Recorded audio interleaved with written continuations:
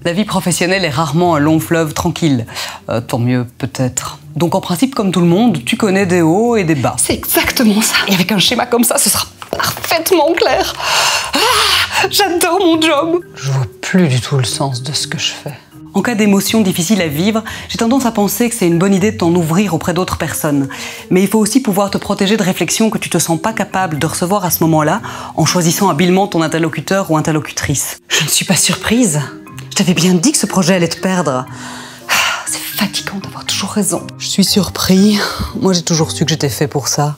Les prix, les gros budgets, c'est seulement la cerise sur le gâteau parce qu'au fond, la recherche, c'était une évidence. C'était mon évidence.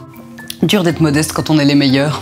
Mon évidence à moi, c'est que tout le monde ne se vaut pas dans l'accueil de la vulnérabilité d'autrui. Prends le temps d'identifier des personnes qui te paraissent capables de t'écouter vraiment et de compatir à tes difficultés sans les juger. Note que ce genre de qualité n'implique pas de travailler dans le même domaine que toi, donc ça élargit les possibilités.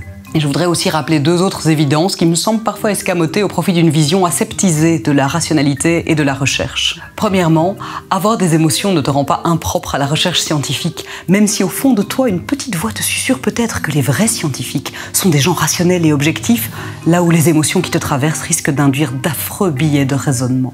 Tu sais, moi, je suis très rationnelle, c'est indispensable, faut rester objectif. Je ne suis que l'humble média vers la vérité que j'observe, mais qui préexiste. Moi, je suis très rationnelle, tu sais. Je n'ai vraiment pas le temps de me laisser distraire par des émotions. Je ne pense qu'avec mon esprit.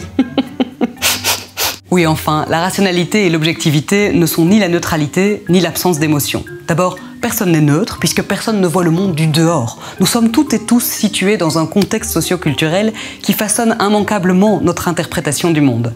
C'est pour ça qu'en matière de recherche aujourd'hui, on a tendance à adopter une méthodologie qui tient compte de cette limitation intrinsèque, par exemple en croisant des analyses de personnes différemment situées et qui n'ont donc pas la même compréhension d'un même phénomène. Autrement dit, c'est plus rationnel d'essayer de se rapprocher de l'objectivité scientifique en croisant les différentes subjectivités plutôt qu'en niant sa propre subjectivité. Et les émotions ? C'est un peu le même raisonnement.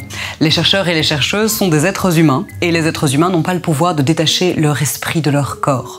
Et oui, même les scientifiques sont des esprits incarnés qui éprouvent dans leur corps des émotions qui influencent leur raisonnement. Et tu vas nous dire que là aussi, c'est plus rationnel d'accepter que de nier. Oui, bien sûr. La psychologie cognitive a démontré que nos émotions jouent un rôle important dans nos décisions, quoi qu'on en pense. Alors, autant essayer de comprendre comment tes émotions à toi influencent tes décisions, parce que nier ce mécanisme risque seulement de faire de toi le jouet inconscient de tes propres émotions. Pas très rationnel non plus, ça, hein ? Bref, les scientifiques sont des êtres humains comme les autres, c'est-à-dire avec un contexte social propre et plein d'émotions.